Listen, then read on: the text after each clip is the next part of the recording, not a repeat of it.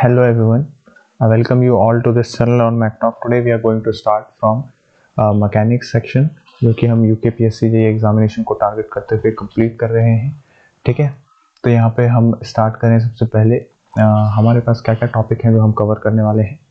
तो इसमें टॉपिक की बात करें तो जैसे कि हमने कहा UKPSC JEE एग्जामिनेशन को हम टारगेट कर रहे हैं। इसमें कौन कौन से टॉपिक हैं जो हम आज कवर करेंगे। ठीक है, ये सारा हमें कवर करना है। ठीक है, आज के इस लेक्चर में हम कोशिश करेंगे कि ये सारा कंप्लीट हो जाए ताकि हम नेक्स्ट चैप्टर की तरफ बढ़ सकें। तो यहाँ पे हम सबसे पहले देखते हैं फोर्स सिस्टम से हम स्टार्ट करते हैं। फोर्स सिस्टम क्या होता है। देखिए, फोर्स सिस्टम क्या है। अगर मेरे पास कोई बॉडी है और उस पे उसके डिफरेंट डिफरेंट प्लेन्स होंगे, ठीक है, तो उन डिफरेंट प्लेन्स पे अगर साइमल्टेनियसली बहुत सारे फोर्स अप्लाई किए जाते हैं तो वो कहलाता है हमारा फोर्स सिस्टम। ठीक है, यहाँ पे बना देता हूँ। मान लिया ये कोई मेरे पास बॉडी है, ठीक है, और इसमें बहुत सारे फोर्सेस लग रहे हैं। ठीक है, इस पे बहुत सारे फोर्सेस लग रहे हैं, इसके डिफरेंट डिफरेंट पेन होंगे। कोई 3D बॉडी है तो इसमें जो डिफरेंट डिफरेंट फोर्स लग रहे हैं, अगर वो साइमल्टेनियसली इस पे एक्ट कर रहे होते हैं तो ये हमारा कहलाता है फोर्स सिस्टम। ठीक है, अब इसको थोड़ा डिफाइन करें तो अगर आप नोट्स बना रहे हैं तो आप इसको लिख सकते हैं अ फोर्स सिस्टम। ठीक है, तो ये बेसिक हमारी डेफिनेशन हुई फोर्स सिस्टम की। ठीक है, फोर्स सिस्टम की बेसिक सी डेफिनेशन हुई। अब हम बात करें कि यहाँ पे फोर्स सिस्टम के जो टाइप है, इसमें आपको 3 टर्मिनोलॉजी से मैं सबसे पहले इंट्रोड्यूस कराना चाहूँगा।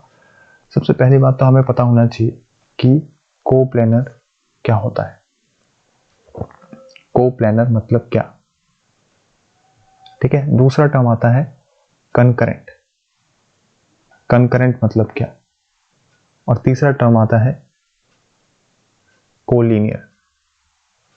कोलीनियर, इन तीनों टर्म के बारे में हमें पता होना चाहिए। जो सबसे पहला है कोप्लेनर, इसका मतलब है कि अगर मेरे पास कोई प्लेन है, ठीक है, अगर मेरे पास कोई प्लेन है, मान लिया ये मेरे पास कोई प्लेन है, ठीक है, अब इसमें जितने भी फोर्सेस एक्ट कर रहे होंगे, इसमें जितने भी फोर्सेस एक्ट कर रहे होंगे, मान लिया ये कोई फोर्स है, ये कोई दूसरा फोर्स है, ये कोई तीसरा फोर्स है, डिफरेंट डिफरेंट डायरेक्शन, तो ये हमारे क्या कहलाएंगे, सेम प्लेन पे अगर आपके फोर्स एक्ट कर रहे हैं, ठीक है, किसी सेम प्लेन पे अगर आपका डिफरेंट डिफरेंट फोर्स एक्ट कर रहे हैं तो वो क्या कहलाएगा, कोप्लेनर। तो मतलब कोप्लेनर में क्या आ जाता है, सेम प्लेन, सेम प्लेन। दूसरा कंकरेंट फोर्सेस आते हैं। कंकरेंट फोर्सेस मतलब अगर एक पॉइंट से कोई सेम आपके पास कोई पॉइंट है, मान लिया ये कोई आपके पास कोई पॉइंट है, ठीक है, तो इससे होकर के अगर बहुत सारे फोर्सेस हैं, ये कोई एक फोर्स है, ये कोई दूसरा फोर्स है, ये कोई तीसरा फोर्स है, तो सेम पॉइंट से होते हुए अगर बहुत सारे फोर्स गुजर रहे हैं या पास होते हैं तो वहां पे आपका कंकरेंट कहलाते हैं। वो फोर्सेस क्या होंगे, कंकरेंट फोर्स सिस्टम के अंदर आएंगे। तो ऐसा कोई भी पॉइंट है या ऐसी कोई भी बॉडी है जिसपे फोर्स एक्ट कर रहा है किसी एक पॉइंट पे और उस पॉइंट से होते हुए सारे फोर्सेस जा रहे हैं तो वो क्या कहलाएगा, कंकरेंट। ठीक है, तो हम यहाँ पे लिख लेते हैं कंकरेंट में क्या होगा, through same point, through same point, right. यहाँ पे सेम प्लेन और यहाँ पे सेम पॉइंट। कोलिनियर क्या होता है, कोलिनियर होता है अगर मेरे पास कोई फोर्स है इस तरीके से, मान लिया ये कोई मेरे पास फोर्स है, ठीक है, ये दो फोर्सेस हो गए F1 और F2, ये क्या हो गए हमारे कोलिनियर हो गए। इसी तरीके से अगर कोई फोर्स ऐसे है और कोई जो दूसरा फोर्स है वो है ऐसे, तो ये क्या हो गया हमारे कोलिनियर फोर्सेस। ठीक है, ये क्या हो गया हमारे कोलिनियर फोर्सेस। मतलब कि सेम लाइन ऑफ एक्शन से जब कोई दो फोर्स जा रहे हैं या दो से ज्यादा फोर्स जा रहे हैं, एक या दो से ज्यादा फोर्सेस जब पास हो रहे हैं तो वो हमारा कहलाएगा कोलिनियर। तो यहाँ पे हमने कहा सेम लाइन ऑफ एक्शन। ठीक है, ये बात समझ में आई। तो ये चीज हमें बेसिक पता होनी चाहिए। अब हम बात करें कि यहाँ पे फोर्स सिस्टम के टाइप क्या क्या है। तो हम सबसे पहले देखते हैं कि फोर्स सिस्टम के टाइप क्या क्या है। ठीक है, तो हमने टर्मिनोलॉजी समझ ली है तो हम अब इजीली समझ जाएंगे कि इसका क्लासिफिकेशन कैसे होता है। हमारे पास दो तरीके से हम इसको क्लासिफाई कर सकते हैं, काफी तरीके से कर सकते हैं, बट यहाँ पे हम एक बेसिक तरीके से इसको क्लासिफाई करें अगर, तो हम इसको सबसे पहले दो पार्ट में डिवाइड कर देते हैं। एक तो आ जाता है हमारे पास कोप्लेनर फोर्सेस और दूसरा हम नॉन कोप्लेनर फोर्सेस के हिसाब से इसको क्लासिफाई करेंगे। ठीक है, तो हमने एक लिख लिया यहाँ पे कोप्लेनर फोर्सेस। दूसरा हो गया हमारे पास नॉन कोप्लेनर, यहाँ पे समझ लें नॉन कोप्लेनर। इन दोनों को भी हमें पता है कोप्लेनर क्या होता है। कोप्लेनर हमने कहा सेम प्लेन पे, किसी एक सेम प्लेन पे जब साइमल्टेनियसली बहुत सारे फोर्स एक्ट करें तो वो कोप्लेनर। अगर नॉन कोप्लेनर की बात करें तो डिफरेंट डिफरेंट प्लेन पे। अब डिफरेंट डिफरेंट प्लेन कैसे, तो एक प्लेन आपने मान लिया, इस तरीके से आपने मान लिया आपके पास एक्स वाई जेड 3 एक्सिस है। ठीक है, एक्स वाई जेड आपके पास 3 एक्सिस है। तो अब मैं क्या करूं, एक प्लेन तो मेरा हो गया एक्स वाई, ठीक है, और एक प्लेन हो गया वाई जेड। तो एक्स वाई प्लेन पे जो फोर्स लग रहा है, अगर बहुत सारे फोर्स एक्ट कर रहे हैं तो वो तो कोप्लेनर हो गया। अगर डिफरेंट डिफरेंट प्लेन पे, मतलब एक फोर्स कर रहा है एक्ट एक्स वाई प्लेन पे F1, एक फोर्स कर रहा है एक्ट वाई जेड प्लेन पे F2, और एक फोर्स एक्ट कर रहा है F3 एक्स जेड प्लेन पे, तो ये क्या हो गया नॉन कोप्लेनर, क्योंकि ये सेम प्लेन पे एक्ट नहीं कर रहे हैं। तो इस टाइप का सिस्टम क्या कहलाएगा, नॉन कोप्लेनर फोर्स सिस्टम। ठीक है, अब कोप्लेनर को हम डिवाइड करें आगे। ठीक है, बेसिक को जानते हैं, फिर हम आगे ये टॉपिक कवर करेंगे जिसकी बात मैंने करी स्टार्टिंग में। ठीक है ना, बेसिक्स को हम पहले जान लेते हैं अच्छे से। तो यहाँ पे देखिए, फिर उसके बाद हम इसको डिवाइड करें तो कोप्लेनर को भी हम दो पार्ट में डिवाइड करते हैं। ठीक है, कोप्लेनर को भी हम दो पार्ट में डिवाइड करते हैं। इसी तरीके से नॉन कोप्लेनर को भी हम दो पार्ट में डिवाइड करेंगे। नॉन कोप्लेनर को भी हम दो पार्ट में डिवाइड करेंगे। ठीक है, तो क्या क्या वो पार्ट हो सकते हैं, ये कोप्लेनर, ये नॉन कोप्लेनर। तो कोप्लेनर में एक हो गया आपका कोप्लेनर कंकरेंट फोर्सेस।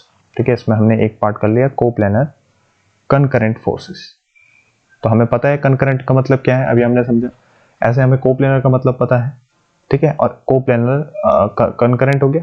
ठीक है, जो हम इसके नीचे डिवाइड कर रहे हैं ना, तो ये वाला जो फोर्स सिस्टम है वो क्या हो गया कोप्लेनर कंकरेंट फोर्सेस, और ये वाला दूसरा हो गया coplanar non concurrent forces, non concurrent forces. इसी तरीके से नॉन कोप्लेनर को भी दो पार्ट में डिवाइड करा। एक हो गया हमारे पास नॉन कोप्लेनर कंकरेंट फोर्सेस, और दूसरा हो गया non coplanar non concurrent forces. ठीक है, दूसरा हो गया non coplanar non concurrent forces. तो पहला वाला हमने जो पढ़ा, हमने कहा कंकरेंट मतलब क्या होता है, जो सेम पॉइंट से जा रहे हैं। अगर सेम पॉइंट से हैं और सेम प्लेन पे हैं तो क्या हो जाएगा कोप्लेनर कंकरेंट फोर्सेस। ठीक है, तो कैसे होगा वो, जैसे मैंने कह दिया कोई मेरे पास एक्स वाई प्लेन पे, ये है हमारे पास कोई। ठीक है, ये हो गया हमारा एक्स वाई प्लेन। ठीक, इस पे हमने कहा सबसे पहले फोर्सेस एक्ट कर रहे होंगे साइमल्टेनियसली, और दूसरी बात वो सेम पॉइंट से होके जा रहे होंगे, क्योंकि कंकरेंट है ना, कंकरेंट मतलब थ्रू सेम पॉइंट। इस तरीके से जितने भी फोर्सेस इस प्लेन पे काम करेंगे और सेम पॉइंट से पास होते हुए जाएंगे वो होंगे कोप्लेनर कंकरेंट फोर्सेस। ठीक है, समझे।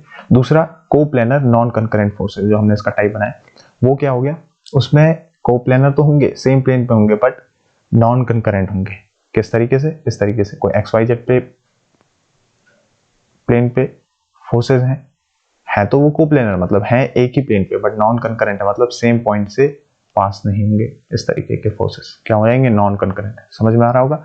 इसी तरीके से कंकरेंट कैसे होंगे, concurrent non coplanar concurrent forces कैसे होंगे, नॉन कोप्लेनर मतलब कि सेम प्लेन पे नहीं है तो डिफरेंट डिफरेंट प्लेन पे है।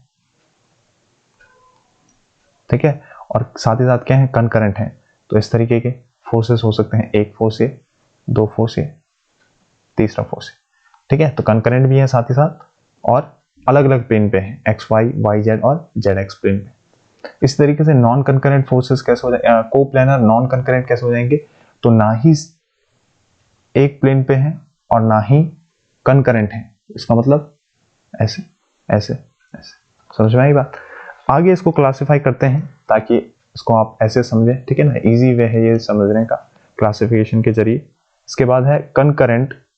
ठीक है, हमने पहले हम कोप्लेनर के अंदर है, हम बात कर रहे हैं कोप्लेनर फोर्सेस की, दूसरी साइड हम बात कर रहे हैं नॉन कोप्लेनर फोर्सेस की। तो कोप्लेनर के अंदर हमने कंकरेंट नॉन कंकरेंट पढ़ा। उसके बाद कोप्लेनर कंकरेंट कोलिनियर फोर्सेस। ठीक है, इनको भी हम दो पार्ट में डिवाइड कर देंगे। एक तो हम करेंगे कोलिनियर, ठीक है, दूसरा हम करेंगे नॉन पैरेलल फोर्सेस। ठीक है, तो कैसे कैसे होंगे अभी इसके एग्जांपल बताते हैं। इसी तरीके से यहाँ पे आ जाएगा आपका, इसमें भी दो टाइप आ जाएंगे, पैरेलल और नॉन पैरेलल। ठीक है, कंकरेंट के यहाँ पे इसके बाद टाइप नहीं है, नॉन कंकरेंट के टाइप आप समझ सकते हैं, पैरेलल और नॉन पैरेलल। इसी में ही एक और टर्म भी आता है लाइक फोर्सेस और अनलाइक फोर्सेस। तो वैसे ही है, लाइक फोर्सेस मतलब सेम डायरेक्शन में, अनलाइक फोर्सेस मतलब different different direction, positive negative. ठीक है, तो बेसिक यहाँ पे समझे कोलिनियर फोर्सेस कैसे हैं। हमने कहा कोलिनियर फोर्सेस, सिर्फ कोलिनियर की बात करें तो वो ऐसा कुछ होगा, और अगर इसी को आप सेम प्लेन पे रखें, और कंकरेंट तो ये है ही, ठीक है, तो सेम प्लेन पे रखें तो ये क्या हो जाएगा, कोलिनियर।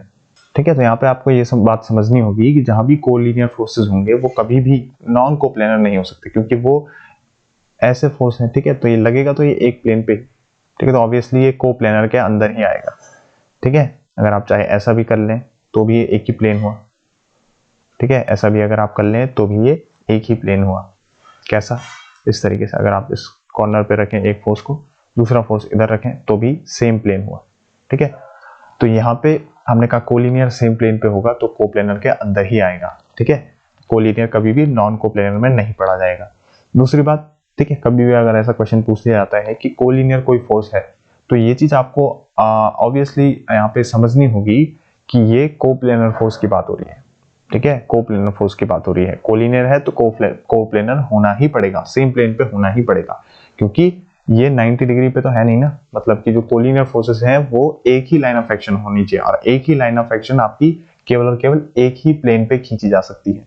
एक लाइन ऑफ एक्शन आपकी एक ही प्लेन पे खींची जा सकती है, क्योंकि ये पॉसिबल नहीं है कि डिफरेंट डिफरेंट प्लेन हो और सेम लाइन ऑफ एक्शन आप रखें, क्योंकि ये पॉसिबल नहीं है। ठीक है, तो इसीलिए ये आपका कोप्लेनर के अंदर आता है। इसके बाद हमने कहा कि भाई जो नॉन कंकरेंट फोर्सेस हैं उसमें दो टाइप आ गए, पैरेलल और नॉन पैरेलल फोर्सेस। तो पैरेलल कौन से हो गए, पैरेलल इस तरीके के फोर्सेस हो गए, ये एक फोर्स इस तरीके, ठीक है। नॉन पैरेलल, ठीक है, इसी में ही लाइक अनलाइक भी आ जाता है। लाइक मतलब ये लाइक भी है, और अनलाइक करना होता तो ये इस तरीके से, ठीक है, ये हो जाते हैं अनलाइक पैरेलल फोर्सेस। पैरेलल है बट अनलाइक है, ये पैरेलल है बट लाइक फोर्सेस। तो लाइक अनलाइक भी आपको समझना होगा, पैरेलल और नॉन पैरेलल। अब दूसरा नॉन पैरेलल फोर्सेस कैसे हो जाएंगे भाई, इस तरीके से, ये कोई फोर्स है, ये एक फोर्स है, दूसरा फोर्स ये है, दूसरा फोर्स ये, तीसरा फोर्स ये, इस तरीके से क्या हो जाएंगे, नॉन पैरेलल फोर्सेस। ठीक है, ये क्या हो जाएंगे, नॉन पैरेलल फोर्सेस। नेक्स्ट है यहाँ पे पैरेलल और नॉन पैरेलल। ठीक है, ये तो था आपका नॉन कंकरेंट में, कोप्लेनर के अंदर था। ठीक है, नॉन कंकरेंट में, राइट। फिर आते हैं हम नॉन कोप्लेनर में, नॉन कंकरेंट के अंदर पैरेलल और नॉन पैरेलल किस तरीके से होंगे भाई, इस तरीके से। ये है हमारे पास डिफरेंट डिफरेंट प्लेन। ठीक है, तो इसमें ये तीन प्लेन है। ठीक है, हो गया आपका एक्स, हो गया वाई, हो गई जेड एक्सिस। ठीक है, तो इसके अबाउट ये एक फोर्स है, ठीक है, ये दूसरा फोर्स है, और ये आपका तीसरा फोर्स है। तो ये पैरेलल फोर्सेस हैं और डिफरेंट डिफरेंट प्लेन्स में है। इसी तरीके से नॉन पैरेलल में आपका क्या हो जाएंगे, अलग अलग होंगे। ठीक है, एक दूसरे के पैरेलल नहीं होंगे। तो आपको ये समझ में आ रही होगी ये बात। ठीक, कैसे होंगे, एक फोर्स ऐसे लग रहा है तो एक फोर्स ऐसे लग रहा है तो दूसरे ऐसे लग रहा है। ठीक है, तीन डिफरेंट डिफरेंट प्लेन है, यहाँ पे एक्सिस से हमने दिखाया है। देखिए यहाँ पे एक टाइप आता है नॉन कोप्लेनर कंकरेंट फोर्सेस का, नॉन कोप्लेनर कंकरेंट फोर्सेस का, जो कि हमने यहाँ पे पढ़ा था। तो इसी का एग्जाम्पल कई बार पूछ लेते हैं। तो इसका एग्जाम्पल क्या हो सकता है, इसका एग्जाम्पल होता है क्या, ट्राइपॉड। ठीक है, यहाँ पे समझे हम कैसे होता है ट्राइपॉड में। देखिए हमने कहा नॉन कोप्लेनर कंकरेंट, ठीक है, कंकरेंट। कैसे इसका एग्जाम्पल होगा, मान लिया यहाँ पे मेरे पास ये है कोई क्यूब, हम समझ रहे हैं नॉन कोप्लेनर कंकरेंट। इसका एग्जाम्पल आता है ट्राइपॉड। ये ट्राइपॉड है, इसके तीन लेग होते हैं। ठीक है, तो वो क्या होते हैं, डिफरेंट डिफरेंट प्लेन में लग रहे होते हैं फोर्सेस, राइट।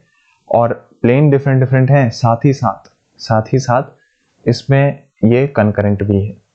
ठीक है, तो ये एग्जाम्पल कई बार पूछ लेते हैं। तो ट्राइपॉड में हमने कहा ये एक पॉइंट है, ठीक है, और डिफरेंट डिफरेंट प्लेन है तीन जिसमें फोर्स लग रहे हैं, और पॉइंट सेम है।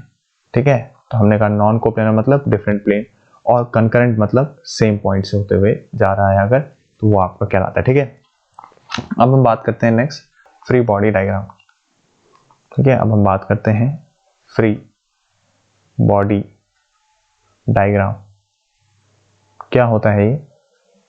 तो किसी भी बॉडी पे जो फोर्स लगते हैं उसके रिएक्शन को दिखाने के लिए, उस बॉडी पे क्या क्या रिएक्शन लग रहे हैं फोर्सेस के कारण, उसको दिखाने के लिए फ्री बॉडी डायग्राम बनाया जाता है। इसको हम डिफाइन करें। Free body diagram is a diagram of an isolated body which shows only the reaction acting on the body। तो देखिए यहाँ पे हम समझते हैं फ्री बॉडी डायग्राम को। ठीक है, देखिए फ्री बॉडी डायग्राम को हम समझ रहे हैं। यहाँ पे दो बॉडीज हैं, इस तरीके से हमने बनाई है। ये चीज आपको समझनी है यहाँ पे कि फ्री बॉडी डायग्राम में रिएक्शन, वेट और टेंशन तीनों को यहाँ पे लेते हैं। रिएक्शंस तो लेंगे ही, हमने जैसे डेफिनेशन में बताया, बट वो रिएक्शन आपकी टेंशन भी होगी, वेट भी होगी। ठीक है, तो ये तीनों चीज हम यहाँ पे फ्री बॉडी डायग्राम में कंसीडर करते हैं किसी भी आइसोलेटेड बॉडी के लिए। ठीक है, उस पर बहुत सारे फोर्सेस लग रहे होंगे। ठीक है, उन फोर्सेस को दिखाना होता है। ठीक है, वो क्या फोर्सेस लगा रही है उससे कोई मतलब नहीं है, उस पर जो रिएक्शन लग रहे हैं वो हमें दिखाने होते हैं। तो देखिए सबसे पहले हम सबसे पहली बॉडी की बात करें तो ये मेरे पास सबसे पहली बॉडी है। इस पे आइए सबसे पहले सारे रिएक्शन और इसका वेट देखें। सबसे पहले तो ये इसका सेंटर है मान लिया, तो ये इसका वेट होगा सबसे पहले। ठीक है, W1 पहली बॉडी के लिए हम ले रहे हैं। ठीक है, ये दूसरी बॉडी है, ये दूसरी बॉडी है। ठीक है, तो इसका भी अपना एक वेट होगा, इसका भी अपना एक वेट होगा W2।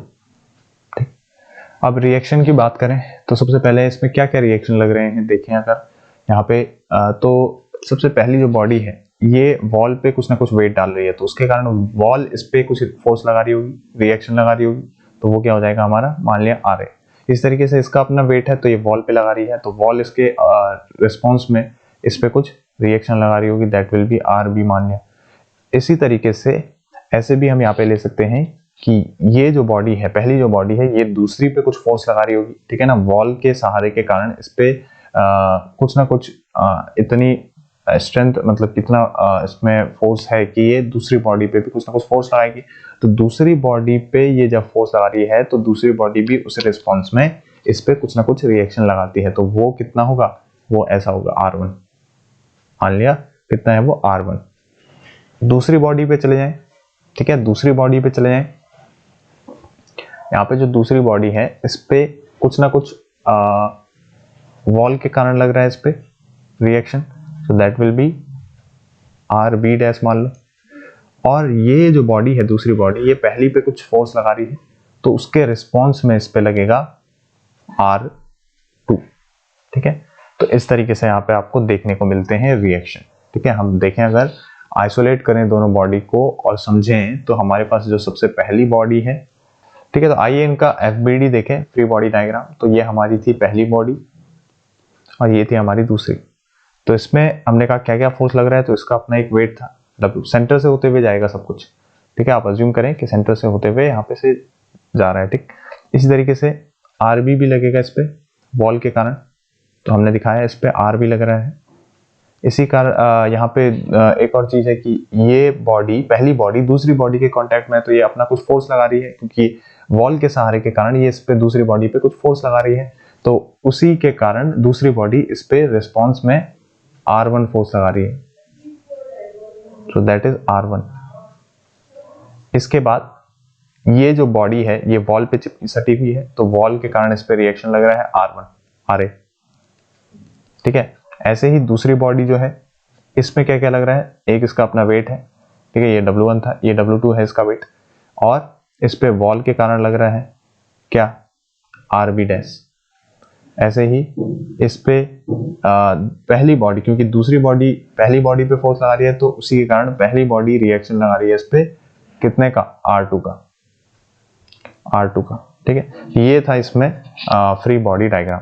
नेक्स्ट बात करते हैं principle of physical independence of force. ये मेरे पास कोई रोप है इस तरीके से, इसके दो एंड हैं अपने। मैं क्या करता हूं, एक एंड पे फोर्स अप्लाई करता हूं, किसी एक एंड को पकड़ करके उस पे फोर्स अप्लाई करता हूं।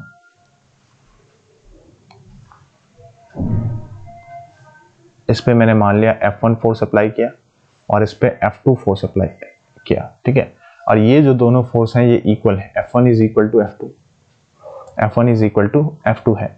तो अगर मैं क्या करूं, किसी भी एक एंड को फोर्स को छोड़ दूं, F1 को छोड़ दूं, तो F2 जो है अपने ही फोर्स के कारण उधर की ओर जाएगा। ठीक है, मतलब कोई रोप है और दो आदमियों ने पकड़ी है जो सेम फोर्स लगा रहे हैं, और एक आदमी छोड़ देता है, ठीक है ना, 1 छोड़ देता है, तो जो 2 है वो कितना फोर्स एक्सपीरियंस करने वाला है, F प्लस F नहीं, कितना, अपना ही फोर्स F जो है वो एक्सपीरियंस करेगा। तो ये है principle of physical independence of force, मतलब कि दो फोर्सेस अगर मतलब कि हर एक फोर्स का अपना एक इम्पैक्ट होता है, हर एक फोर्स का अपना एक इंडिविजुअल इम्पैक्ट होता है। ठीक है, यहाँ पे ये चीज हमें समझनी होती है। इसके बाद नेक्स्ट आता है principle of transmissibility of forces. ठीक है, तो हमें जो टॉपिक था ये हमारा आने वाला है यूकेपीएससी जेईई में, ट्रांसमिसिबिलिटी ऑफ फोर्सेस। क्या होता है ये, आइए इसको समझें। देखिए, ट्रांसमिसिबिलिटी होता है कि अगर मेरे पास कोई एक बॉडी है, ठीक है, आइए इसकी डेफिनेशन को भी हम समझेंगे, बट उससे पहले हम इसको समझें थोड़ा एग्जांपल की मदद से। यहाँ पे मेरे पास मान लिया कोई एक इस तरीके से किसी एक प्लेन पे रखी है कोई बॉडी। अब मैं इस पे कोई फोर्स अप्लाई करता हूँ, ये मेरे पास कोई फोर्स, ये पॉइंट है कोई ए पॉइंट जहां पे मैं फोर्स अप्लाई कर रहा हूं। अब ये कंसंट्रेटेड फोर्स, हाँ, तो ये कोई ए पॉइंट है जिस पे फोर्स F अप्लाई किया हमने। अब मैं इस लाइन ऑफ एक्शन को आगे बढ़ाऊं और इस एक कॉर्नर पे देखूं, तो मान लिया यहाँ पे कोई पॉइंट B है, तो अब मैं पूछूं आपसे कि इस पॉइंट पे कितना फोर्स लग रहा होगा, तो वो कितना होगा, F होगा। तो यही है हमारा principle of transmissibility of forces. इसका मतलब सेम लाइन ऑफ एक्शन पे, ठीक है, आपके पास कोई एक रिजिड बॉडी होनी चाहिए बस। अगर आपके पास कोई एक रिजिड बॉडी है और उस पर आप फोर्स लगाते हैं किसी एक एंड पे, तो उसके जितने भी लाइन ऑफ एक्शन के बीच में जितने भी पॉइंट लाई करेंगे, उन सभी पॉइंट पे अगर आप इंडिविजुअली देखें तो उन पे कितना फोर्स लग रहा होगा, F फोर्स अप्लाई किया जा रहा होगा। ठीक है, तो ये चीज आपको यहाँ पे समझनी है। ठीक है, तो हम यहाँ पे लिखते हैं कि ट्रांसमिसिबिलिटी क्या होती है। ठीक है, ये चीज आपको समझनी है कि F will be F throughout the line of action, doesn't matter where we represent its point of application। ठीक है, फर्क नहीं पड़ता कि मैं F को ऐसे दिखाऊं, मान लिया मेरे पास ये कोई बॉडी है, तो मैं ऐसे दिखाऊं F को या ऐसे दिखाऊं, दोनों एक ही बात है। यहाँ पे से हमें ये पता चलता है। ठीक है, मैं ऐसे दिखाऊं इस पॉइंट पे या इस पॉइंट पे, क्योंकि लाइन ऑफ एक्शन सेम है, तो मैं कहीं पे भी ये F फोर्स दिखा सकता हूँ, इंडिकेट कर सकता हूँ, अगर मेरी बॉडी रिजिड बॉडी है। ठीक है, तो ये चीज आपको यहाँ पे समझनी होगी कि ट्रांसमिसिबिलिटी क्या होता है। ठीक है, ट्रांसमिसिबिलिटी क्या होता है। आगे देखें, तो कंटिन्यू करें पैरेललोग्राम लॉ ऑफ फोर्सेस के साथ। ये मेरा कोई P फोर्स है, दूसरा कोई फोर्स है Q, ये है, हमने इसी के पैरेलल खींच दिया, P फोर्स के पैरेलल हमने एक और P फोर्स खींच दिया। ठीक है, ये है ना P फोर्स और ये है Q। ठीक है, तो P के पैरेलल हमने एक P खींच दिया, इसी तरीके से Q के पैरेलल हम एक Q खींचेंगे। क्या करेंगे, Q खींचेंगे इस तरीके से। अब इससे क्या बना, एक डायगोनल बना। देखिए हमारे पास था क्या, दो फोर्सेस थे हमारे पास, एक P था एक Q था, तो हमने क्या किया, उनसे एडजेसेंट साइड बना दिया और उससे एक पैरेललोग्राम फॉर्म हुआ। अब पैरेललोग्राम जो फॉर्म हुआ उसकी जो डायगोनल होगी वो क्या कहलाती है, रिजल्टेंट कहलाती है। क्या कहलाती है, रिजल्टेंट कहलाती है। जैसे यहाँ पे देखें अगर आप, ये आपके पास इसका डायगोनल बनेगा कुछ, है ना, डायगोनल अगर आप देखें ये इसका डायगोनल बनेगा। ठीक है, तो ये क्या कहलाएगा आपका, रिजल्टेंट। ये क्या कहलाएगा आपका, रिजल्टेंट। तो ये हो गया आपका रिजल्टेंट, राइट। तो यहाँ पे आप एक चीज आपको पता चल जाती है, इफ टू, मैं यहाँ पे लिख लेता हूँ उसके डेफिनेशन को, ये चीज आपको यहाँ पे समझनी है। अब इसमें पूछ लिया जाता है कि भाई रिजल्टेंट कितना होगा, तो रिजल्टेंट का जो फॉर्मूला आता है वो आ जाता है हमारे पास R is equal to root P square plus Q square plus 2PQ cos theta. इसी तरीके से डायरेक्शन का फॉर्मूला पूछ लेते हैं, ये हम एंगल मान लेते हैं कितना भी फाई, इसको हम डायरेक्शन बोलते हैं, और इन दोनों के एंगल को हम मान लेते हैं थीटा। तो फाई जो निकलता है वो निकलता है 10 फाई से, 10 फाई इज इक्वल टू आ जाता है P sine theta upon Q Q plus P cos theta. ठीक है, अब इसको निकालते कैसे हैं, तो बेसिक तरीका है, इसको देख लें। अगर हम निकालना बस ऐसा होता है कि यहाँ पे हम सीधी लाइन खींच लेते हैं 90 डिग्री, ठीक है, और हम बोलते हैं कि ये रिजल्टेंट है। ठीक है, इस ट्रायंगल को आप देखेंगे, किसको, A, B और C, इस पे आपको लगाना है पाइथागोरस थ्योरम। तो ABC में आप क्या करेंगे, AB का स्क्वायर यानी कि R का स्क्वायर इज इक्वल टू आ जाएगा आपके पास Q, इतने यहाँ से यहाँ तक कितना है, Q है ना, यहाँ तक Q है। ये हमारा क्या हो जाएगा, ये P है, तो इसको, ये थीटा है तो इसको हम तोड़ लेंगे P cos थीटा। ठीक है ना, तो ये हो जाएगा Q plus P cos theta. ठीक है, ये क्या हो जाएगा, Q plus P cos theta. एक तो इसका स्क्वायर आ जाएगा, दूसरा इसी के साथ साथ आ जाएगा आपका इसका स्क्वायर। ठीक है, तो ये क्या हो जाएगा आपका P sin theta, P sin theta का होल स्क्वायर। इसको सॉल्व करेंगे तो आपको R का फॉर्मूला पता चल जाएगा, P square plus Q square plus 2PQ cos theta. इसी तरीके से tan phi अगर आप निकालें तो क्या हो जाता है, BC upon AC, BC upon AC, और BC का वैल्यू हमें पता है क्या, P sin थीटा, और AC का वैल्यू हो जाएगा Q plus P cos theta. ये चीज आपको पता होगी, यहाँ से आपका ये निकल जाएगा, बेसिक फॉर्मूला था। इसके कुछ स्पेशल केस आते हैं, आइए उन पे बात करते हैं। वो काफी इंपॉर्टेंट है क्योंकि ऑब्जेक्टिव्स में पूछ ले जाते हैं इसके स्पेशल केस। तो आइए स्पेशल केसेस की बात करें। काफी सारे केस हैं इसमें। सबसे पहला केस देखें, अगर P is equal to Q हो जाए, P is equal to Q हो जाए, if P is equal to Q, तो क्या हो जाता है, रिजल्टेंट जो हो जाता है वो हो जाता है आपका 2P cos थीटा बाई 2। ऐसे कैसे, आपको पता है R इज इक्वल टू क्या होता है, root P square plus Q square plus 2PQ cos theta. ठीक है, अगर आपका रिजल्टेंट ऐसे हो जाए, अगर आपका PQ के इक्वल हो जाए, तो यहाँ पे हो जाता है आपका 2P स्क्वायर या 2P स्क्वायर ले लो, ठीक है ना, P square plus P square, और यहाँ पे हो जाएगा 2P square cos theta. 2P square common ले लें, 2P स्क्वायर कॉमन ले लें, तो क्या हो जाएगा, यहाँ पे 2P स्क्वायर कॉमन ले लिया तो आपके पास बचेगा 1 प्लस cos थीटा। ठीक है, और P बाहर आ जाएगा, अंदर हो जाएगा 1 plus cos theta. cos theta को आप ये लिख सकते हैं क्या, आपका 1 minus cos square theta by 2 minus 1। ठीक है, तो 1 से 1 कैंसिल हो गया, तो ये क्या हो जाएगा आपका P, तो ये था P square plus P square, ये था 2P स्क्वायर, ये भी था 2P स्क्वायर। ठीक है, तो 2P स्क्वायर कॉमन लिया था। ठीक है, इसको देखें हम, ये हो जाता है आपका 2 cos square theta by 2 minus 1, तो ये हो जाएगा आपका 4 cos स्क्वायर थीटा बाई 2। ठीक है, और ये हो जाएगा आपका 2P cos थीटा बाई 2। ठीक, तो ये हमने देखा यहाँ पे। इसी तरीके से दूसरा केस आप ले सकते हैं, if theta is equal to 0, अगर थीटा जो है वो 0 हो जाए। कैसे थीटा 0 हो जाए, इन दोनों के बीच का एंगल 0 हो जाए, ये और ये, इन दोनों के बीच का एंगल अगर थीटा 0 हो जाए तो क्या हो जाएगा, ये तो दोनों ऐसे आ जाएंगे कुछ, एक फोर्स ये P, दूसरा फोर्स ये Q, तो क्या हो जाएगा, R मैक्सिमम हो जाता है इस केस में, क्योंकि दोनों एक ही साथ जुड़ गए, फोर्स P प्लस Q। ठीक है, आप रख भी सकते हैं यहाँ पे थीटा 0, तब भी आप इस फॉर्मूले से भी पता लगा लेंगे कि आपका रिजल्टेंट P प्लस Q ही आएगा, जो कि मैक्सिमम होगा। ठीक है, नेक्स्ट आता है if theta is equal to 90, theta is equal to 90 मतलब कि P ये है और Q ये है, इन दोनों के बीच में थीटा जो है वो 90, तो फिर आप क्या करेंगे, R is equal to value रख देंगे यहाँ पे cos 90, तो cos 90 आपका 0 हो जाएगा, तो P square plus cos Q square आ जाएगा। ठीक है, आगे if theta is equal to 180 degree हो जाए तो क्या होगा, तो क्या हो जाएगा, ये आपके पास है, तो एक कोलिनियर फोर्स बन जाएंगे।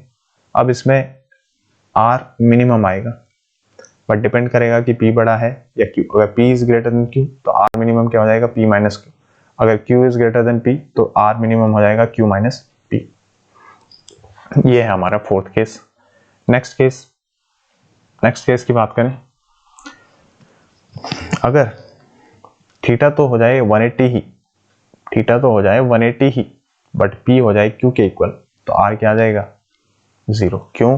क्योंकि 180 हो गया है ना, और एक पी ये है, क्यू ये है, दोनों सेम हो गए तो 0 हो जाएगा रिजल्टेंट, राइट। नेक्स्ट है,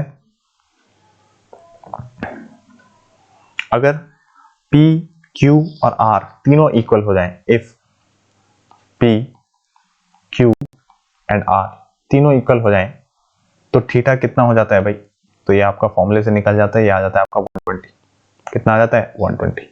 इसी तरीके से नेक्स्ट है, if P becomes 2P and is perpendicular to resultant, मतलब मान लिया ये Q है मेरे पास, ठीक है, और मान लिया ये मेरा रिजल्टेंट है कोई, इस रिजल्टेंट के परपेंडिकुलर मेरा अगर P हो जाए, बट वो P 2P बन जाए, ठीक है, वो P 2P बन जाए और इसके परपेंडिकुलर हो जाए, तो यहाँ पे एक चीज पता चल जाती है हमें, क्या?